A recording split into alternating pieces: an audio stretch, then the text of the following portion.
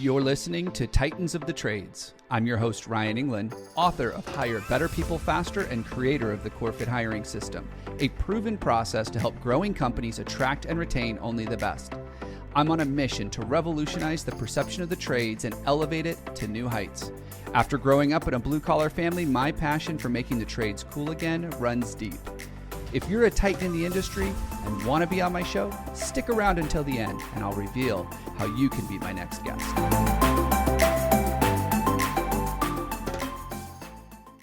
So Ryan, you are the founder of Core Matters. You run and lead Core Matters. You're an owner operator. You're not just an owner. You run and lead Core Matters. I do. What is Core Matters and what are you excited about in 2026? Well, we are a training and I like to say process development firm. We develop the processes and the systems that companies need to solve their people engagement problems. I don't know if you know this, but Gallup is a research firm and they publish a study every year. They survey hundreds of thousands of people all over the world. And it turns out that the majority of employees are not engaged at work. Almost to the tune of like 80%. It's crazy. Yeah. And people usually don't think of disengagement as a problem. They deal with the problems, like the symptoms are people calling in late, no showing, redoing work, customer satisfaction issues, and they just discount that as it's just part of business. It's just the way it is. And the reality is it doesn't have to be that way. And so we partner with companies over a long term to help them develop the right systems, processes, communication tools, everything that they need so that they can increase engagement. And the cool thing is when you increase engagement, your revenue per employee goes way up because people become more productive, they become more profitable. I mean, it's just everybody wins. And so it's a passion of mine. We do a lot of work in the trades where disengagement is at an all-time high, but we work with any company that just runs on people. So anybody that's in service, if you run on people, if your people are the critical part of delivering your product or service, that's who we serve. So how do you get someone from where their employees are not engaged? They know they're not engaged, or they have that feeling that they're not engaged, or their financials, or their safety record, or whatever the indicator is. How do you get them off of their heels and start moving in the right direction? Well, you've probably heard this phrase before that people don't leave jobs, they leave people. Mm-hmm. And every leader I have ever talked to fundamentally agrees with that statement. When someone quits, they're quitting a boss, they're not quitting a job. And the reality is that people quit twice. They quit once in their heart, and they quit once when they resign. Mm. And it's the people that quit in their heart that just give up. And they continue to go through the motions. They continue to do what they need to do until they find the right opportunity. And it's those people that have quit in their heart, that have disengaged or that lack engagement, that we need to get in front of. And we need to figure out how to pull them back into the organization. And the way we do that is by connecting with them as a person, which most companies are so busy scrambling. They're, burning the candle at both ends just so that they can figure out how to get to the next month of revenue. And they forget that their people, the most critical, most important part of their business, are people.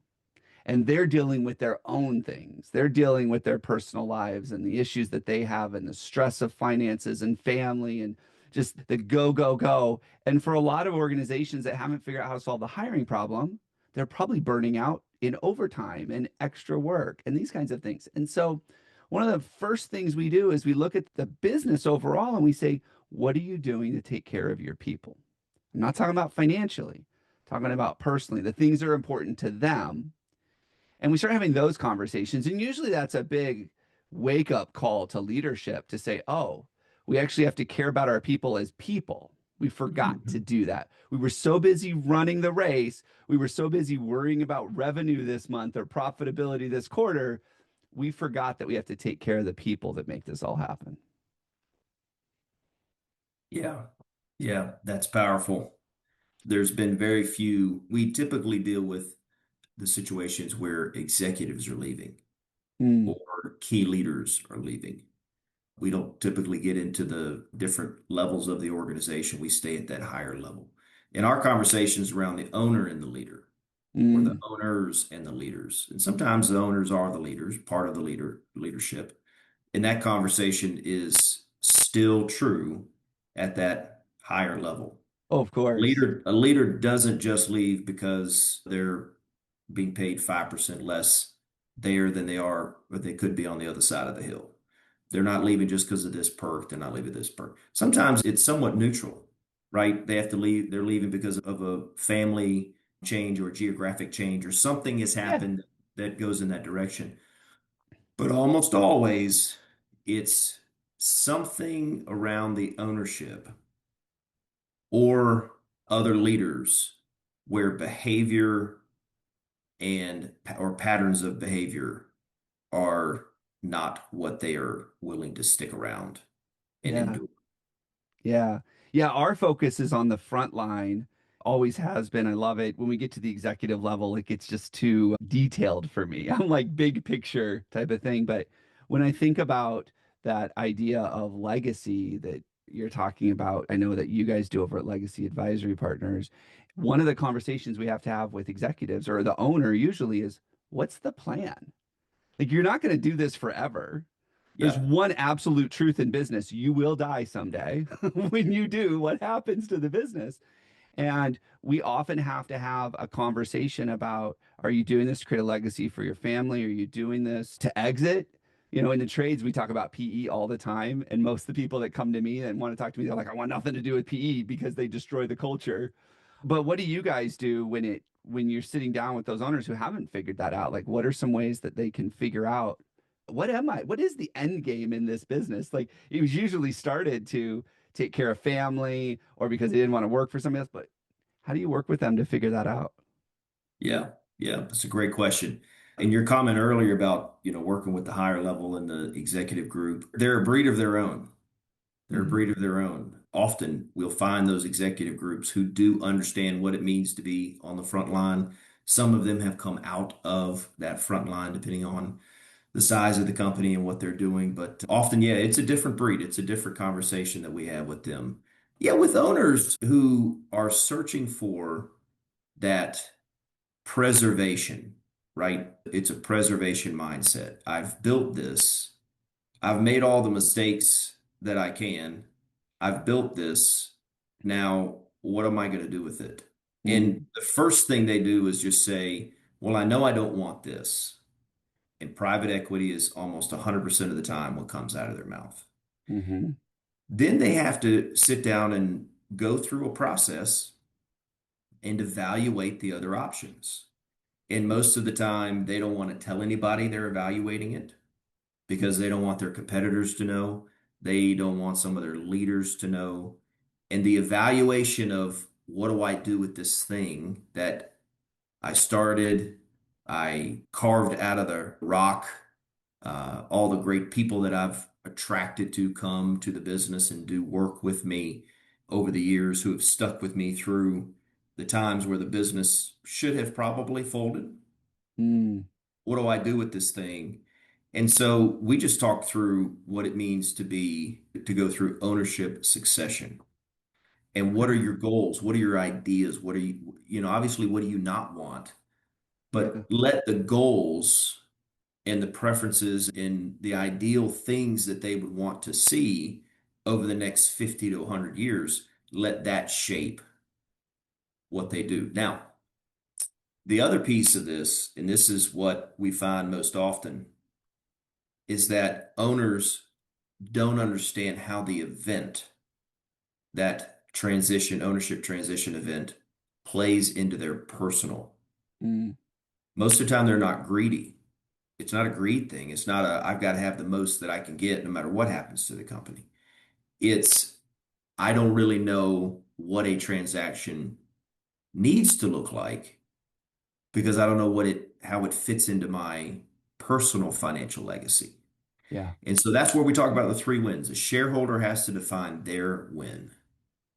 Then you have to be able to say, what's the company's win? And does that shareholder win fit within what the company can do and provide? Mm, And then you have to say, we've got to get our leaders aligned around this vision. How do we yeah. make sure that the leaders have a win so that everybody is pushing towards that common goal? So that's a little bit of the narrative that we outlined and Yeah, touched. it's kind of neat because where you end is where we pick up because now that the leaders are aligned, I'm like, how do we get the 92% of the company's Yeah, workforce aligned to this vision? We use the metaphor from Jim Collins' Good to Great about getting the right people in the right seat on the bus. that's right. And he talks about that at an executive level, but he forgets that once you put the five people in the right seats, you still got 100 empty seats on the bus.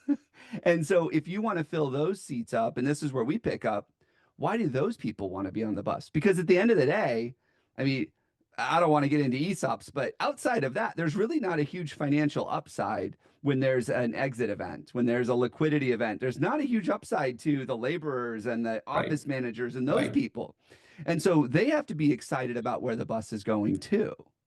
And so we can't make it about the financial reward that they get at the end. Now, sometimes, I mean, you hear those stories about the office that became millionaires because the owner was generous and those kinds of things. But for the most part, when there's a liquidity or a transfer or something like that, the rest of the people aren't going to benefit immensely from that. And so when we start looking at that vision, once the owner knows this is what I want to accomplish. This is the legacy that I want to leave. This is the event that will happen that will allow me to exit the business. We say, okay, what's in it for the rest of the people when that happens?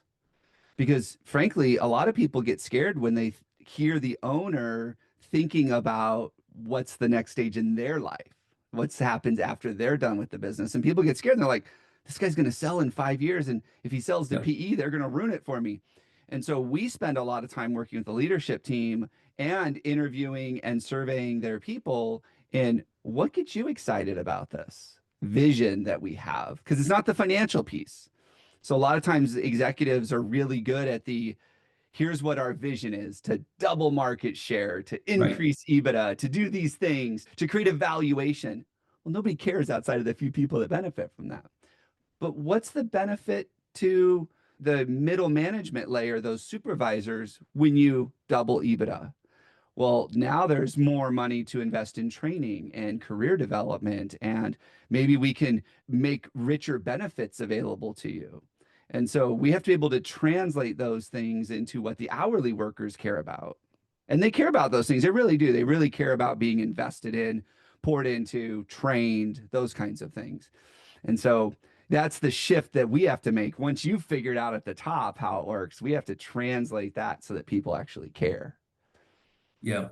Yeah. It's rarely we do some, we do some good work around deeper down in the organization with different types of benefit plans, profit sharing plans, Mm, whether it's in a 401(k) plan or outside of a 401(k) plan. And in that situation, people do. If everybody's getting a check through a profit sharing plan and they pay taxes on it and they take it home, or they're forced to put it into the 401(k) or whatever, or half and half, or whatever that looks like, there are ways to align it, but financial incentives don't communicate the why. mm. They're just a financial incentive. And so what we say, those financial incentives are a waste of money. Now, they like having the money in their pocket, but for the business, it doesn't connect Hmm. their behavior, their ideal behavior, and the check. So, Yeah. what you want to be able to do is say, we do have financial goals, but here's how we're supposed to behave. Here's how we're supposed to conduct ourselves. This is what we're trying to do.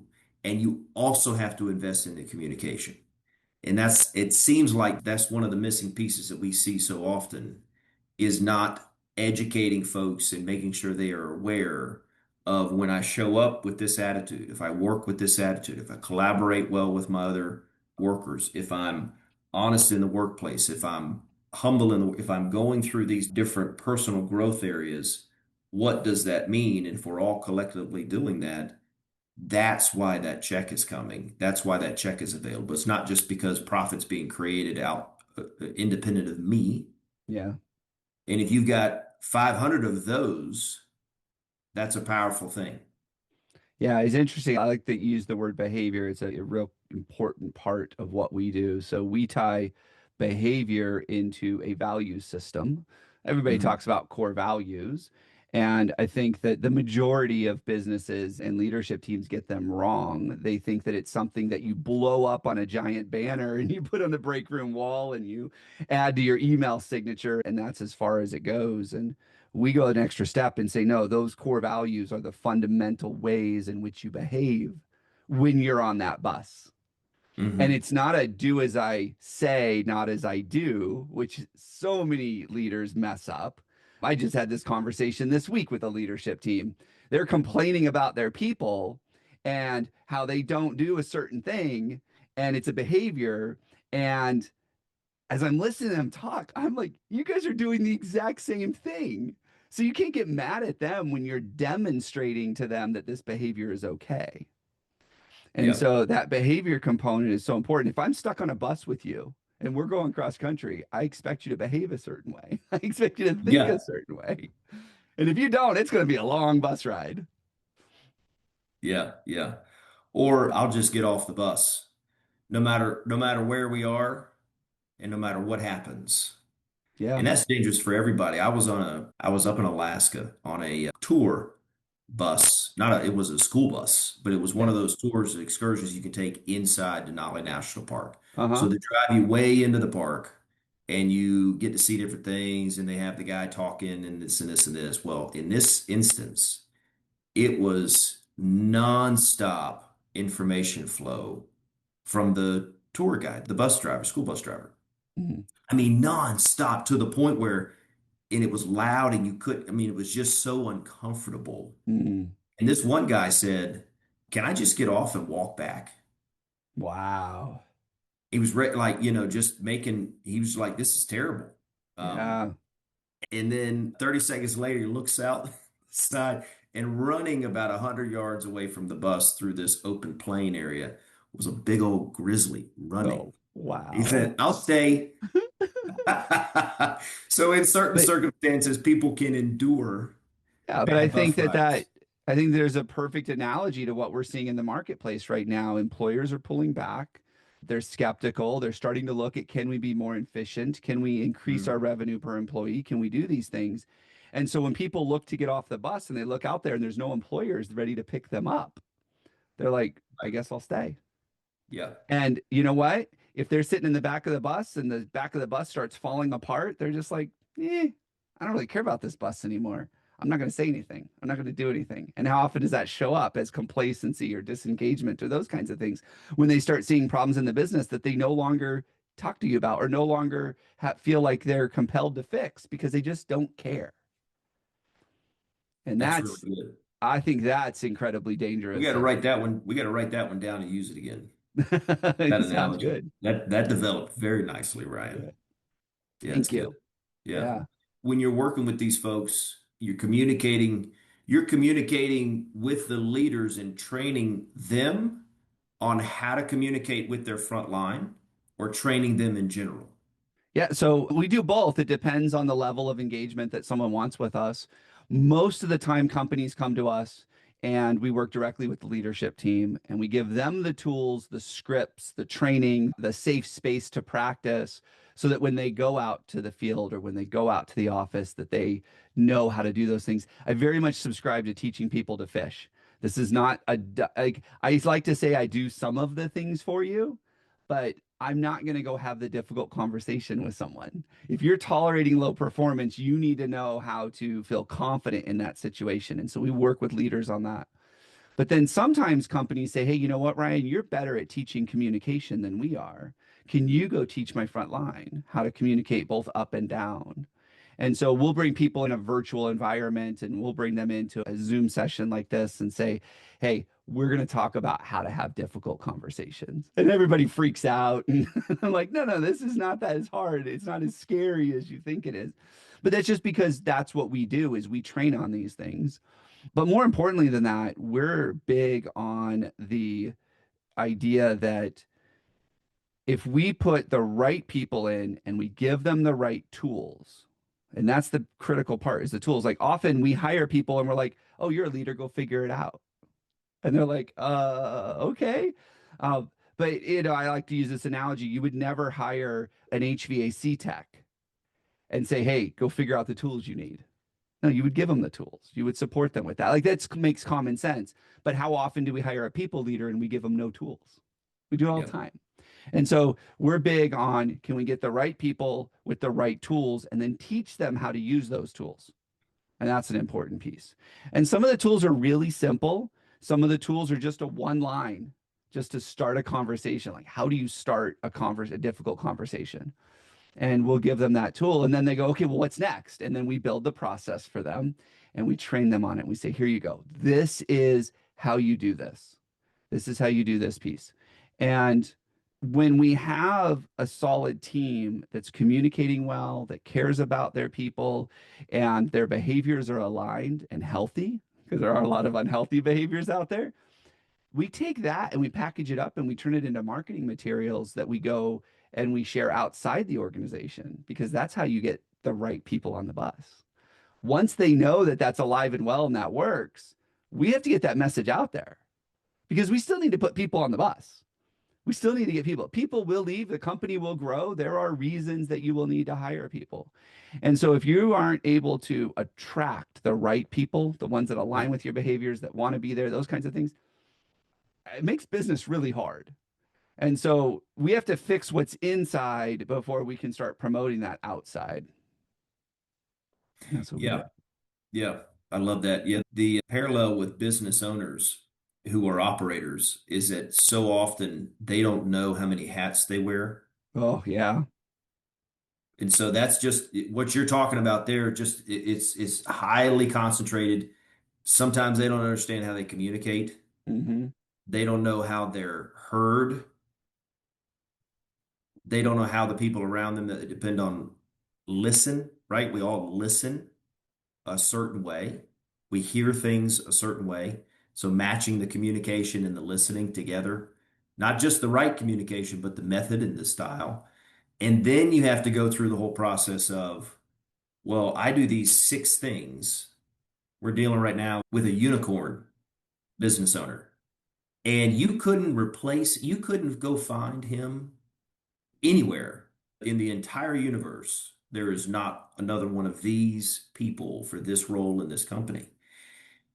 And working him through that process because he has an idea of wanting to name the successor versus Hmm. going through a process of letting the collective wisdom in the leadership group understand how do we replace a unicorn. Now, he's a very talented leader, brilliant leader, has led incredibly well, has the faults and the mistakes of any leader, but that idea of now I've got to replace myself, how would I do it versus Mm. what's the actual best next fit? And maybe the position needs to change a little bit so that Yeah. it isn't in my shape.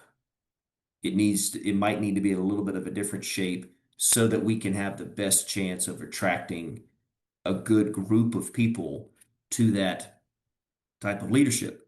And so all of that, all of those things wrapped up into one individual who has all of the control and the guidance and the leadership, that's a very, very unique thing. And we enjoy it. We enjoy it seeing that those ahas and the lights come on and, oh, I can do this. There is a method of doing this well, is a really neat thing.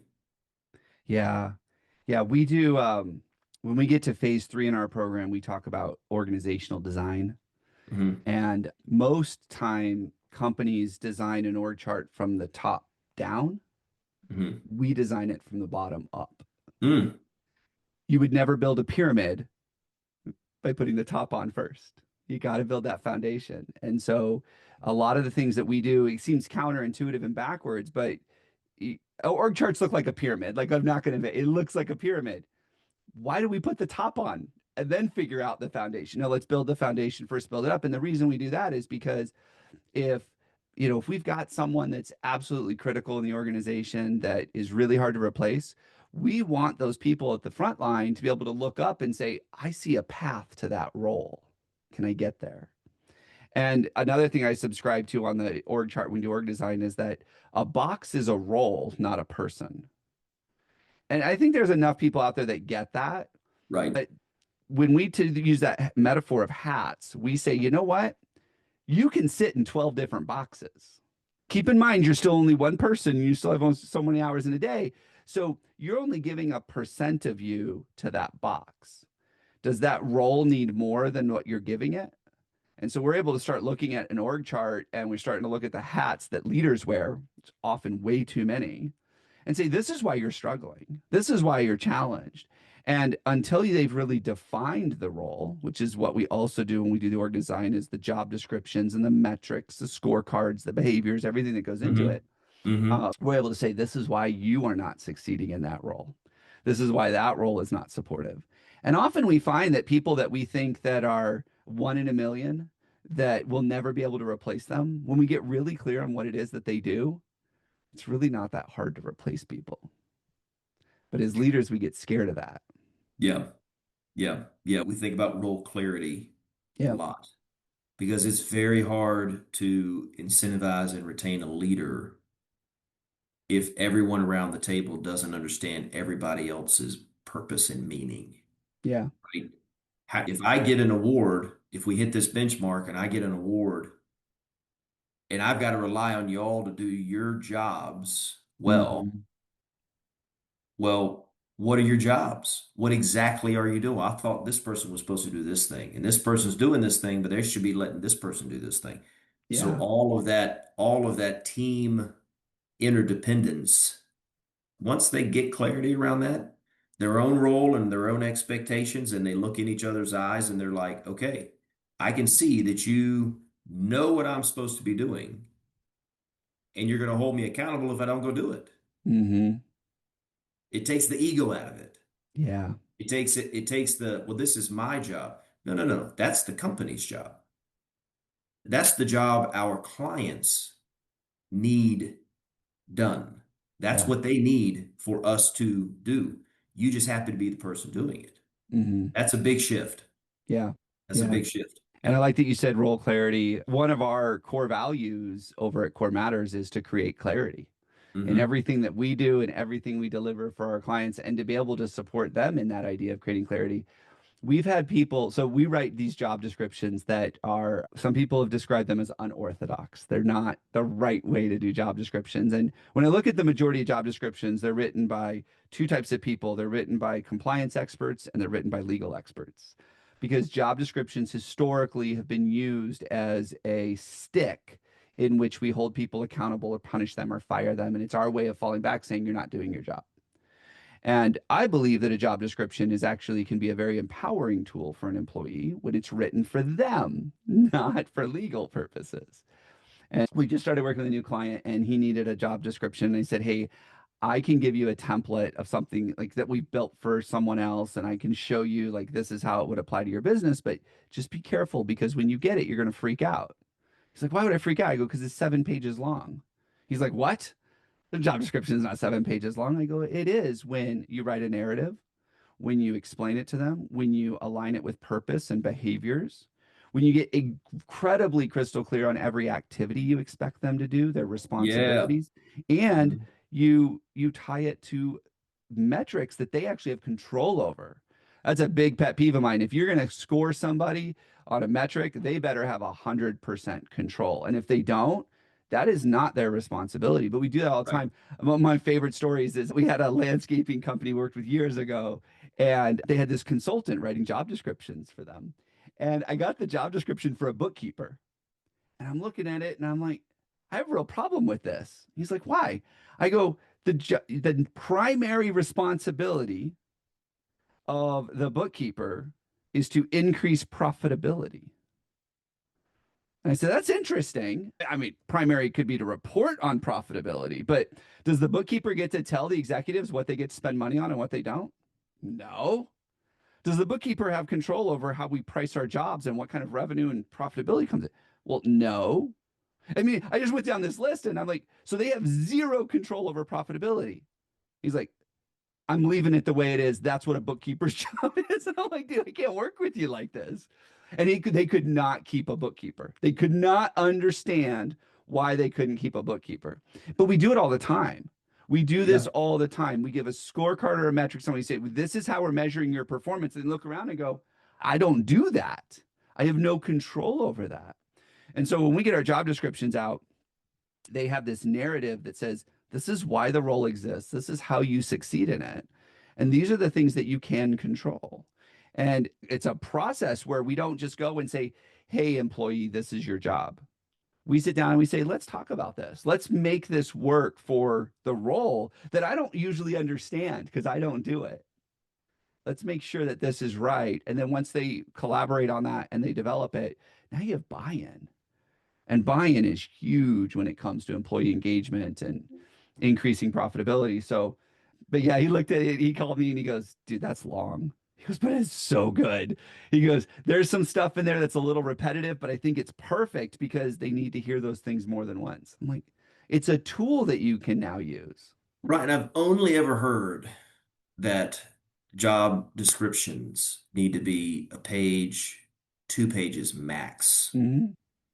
and use as general of language as possible so that it's flexible. Yeah. Yeah. I've One not that, heard of the very, very long, but I mean, why not? Especially if well, you're empowering them to do some things that may be outside the box a little bit, or right, if you're clear on the objectives, but you're not prescripting the how. If you're on the line doing a specific task, you want it to be very, very tight, yeah. right? You want that to be repetitive and tight From an employee's as you, perspective, that's what they want. That's what they need to thrive in the role. yeah. One of the things that kills me, so many people do this, they were taught to do this, is there's always a line on a job description that says, and all other duties as assigned. I'm like, what does that mean? And they're like, anything I need your help with. I go, so even when you ask me to do something that I'm not qualified to do, if I don't do it well, or when you ask me to do something that you didn't train me on, because that's what they mean is by all those uses assigned is I don't know what I'm going to send you. And what do we usually do? We shoot an email to somebody or we talk to them at the hall and say, hey, can you do that for me? And they're not going to tell their boss no. I'm like, well, yeah, I'll help. And then what happens? They fail. And then who do we blame? The employee. Yeah. We don't blame the messenger. It's not my fault. I told them what I needed them to do, but you never trained them. You didn't equip them. You didn't have their buy-in. You didn't do any of that. And we do this because it's a way to protect the organization, right? Because now when they didn't do it, I can fire them. And then what I can do, and they do this all the time. Well, I asked them to do this. It's not on their job description. Before we hire the next person, let's add a bullet. You're going to do this. And then you wake up in a decade and you have this 12-page job description of all these bullets that they really don't do. Yeah. And it's crazy. Yeah, to the nth degree, right? You can ruin it, every good idea. My grandfather was a union boilermaker. Mm, So he did welding on different projects in the Navy Yard in Charleston, South Carolina. And he said that if you were driving a forklift, say you're driving a forklift, and someone left something in the pathway and it was movable, you could get out of the forklift and move it so that you could continue doing your job. People wouldn't move it. They wouldn't get off the forklift and move it because it wasn't in their job description. They wow. would wait until someone with that job would come over to move whatever that object was. Now, it's something that you could move on your own, fine, that makes sense. But, something that's just in the way, they just sit there and wait. Well, So I mean, there's always a way to abuse the system, which goes back to purpose. What are we sure, about? What are we sure. trying to do? And And while you can weed those people out. I don't subscribe to the mindset, the question I ask is who didn't do their job and left the stuff in the way? Like, why are we not addressing that person? So, Yeah. in their defense, I'm not a lean certified guy, but absolutely subscribe to lean methodology and how Yep. process Yep. improvement and those kinds of things. And I remember reading a story one time about welders. And we do a lot of work in the trades, a lot of welders. Well, what am I paying a welder to do? I'm paying them to weld. That's what I'm paying them to do. So why is it that we put the materials on the other side of the shop, and every time the welder needs more materials, they have to go over to the other side of the shop and grab materials? I'm not paying them to grab materials. I'm paying them to weld. Why is it that they get those raw materials and now they got to put it in their jig and they've got to get it all lined up and everything else? I'm not paying them to align the materials. I'm paying them to weld. Just like the forklift driver. I'm not paying you to move something that somebody left. I'm paying you to drive the forklift.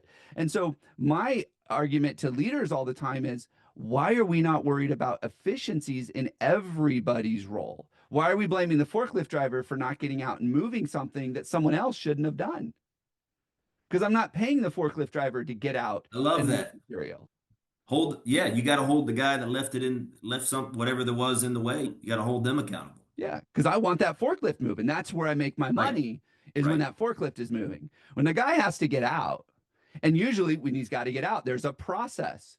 I don't know the exact process, but I imagine you got to put on some kind of brake. You got to turn it off. You got to do these certain things so that you remain safe. Talk about inefficient. Yeah. But we subscribe to that all the time. And then we're wondering why the forklift driver is disengaged. He's like, because you hired me to drive a forklift, not to get out and do someone else's job.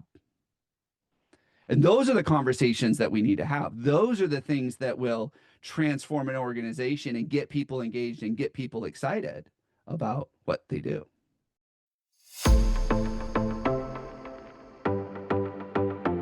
Ryan England here. Thank you so much for listening to Titans of the Trades. If you're a titan in the construction, manufacturing, or skilled trades industry and would like to be a guest on my show, please visit podcast.corematters.com. If you found value in this interview, would you share this episode on social media? Just do a quick screenshot on your phone and share it with a friend or post it on social. And if you know someone that would be a great guest, tag them on social media to let them know about the show and include the hashtag Titans of the Trades. I love seeing your posts and guest suggestions. We are regularly putting out new episodes and content. To make sure you don't miss any episodes, click the subscribe button.